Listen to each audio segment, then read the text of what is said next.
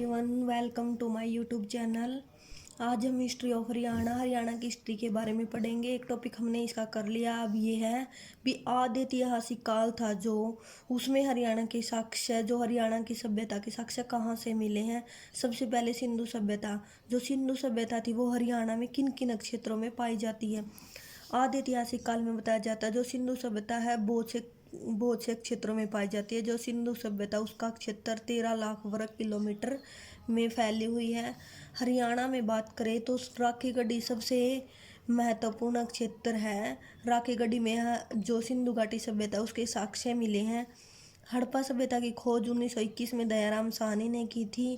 एक व्यक्ति हुए हैं जिन्होंने हड़प्पा और मोहनजोदड़ो दोनों को जुड़वा राजधानी के नाम से इनकी संज्ञा दी भी। हड़प्पा और मोहनजोदड़ो इन सिंधु सभ्यता की दोनों जुड़वा राजधानी है और ऐसा पिगट ने कहा है। जो हड़प्पा का कार्यकाल है वो 2500 ईस्वी पूर्व से 1700 ईस्वी माना जाता है। इसके बाद दूसरा क्षेत्र आता हरियाणा में बनावली, जो कि फतेहाबाद में है।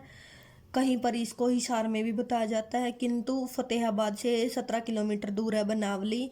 1973-74 ईस्वी में इसकी खोज की थी R.S. बिष्ट ने, रविंद्रनाथ बिष्ट ने बनावली खोज की थी। बनावली जो है सबसे विकसित स्थल माना जाता है। राखी गढ़ी भी वैसे तो विकसित है, किंतु बनावली सबसे महत्वपूर्ण और विकसित स्थल है सिंधु घाटी सभ्यता का।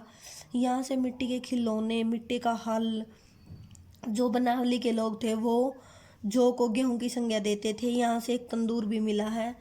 इसके बाद बिरडाना 2003-2006 में इसकी खोज मानी जाती है। सबसे पुराना स्थल है ये सिंधु घाटी सभ्यता के अवशेषों में। बिरडाना से यहाँ सबसे पुराना स्थल है और फतेहाबाद में स्थित है।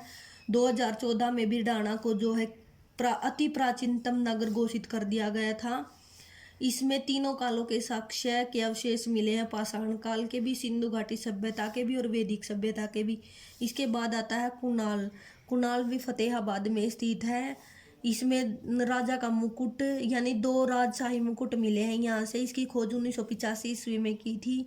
इसके बाद दौलतपुर कुरुक्षेत्र में है। यहाँ से मिट्टी की मोहरें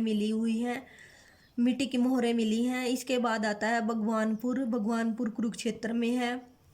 इसकी खोज 1975 में JP जोशी ने की थी।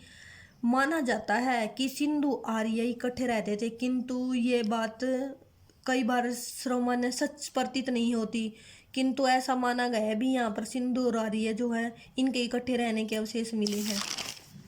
इसके बाद आता भिवानी। इसके बाद आता मिठाथल, जो कि भिवानी में स्थित है। इसकी खोज 1968 में सूरजबान जी ने की थी मिठाथल की खोज।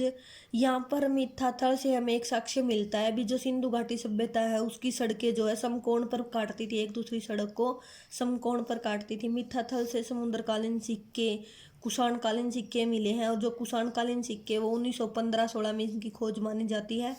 कुषाण वंश की स्थापना की थी कुजुल नामक व्यक्ति ने।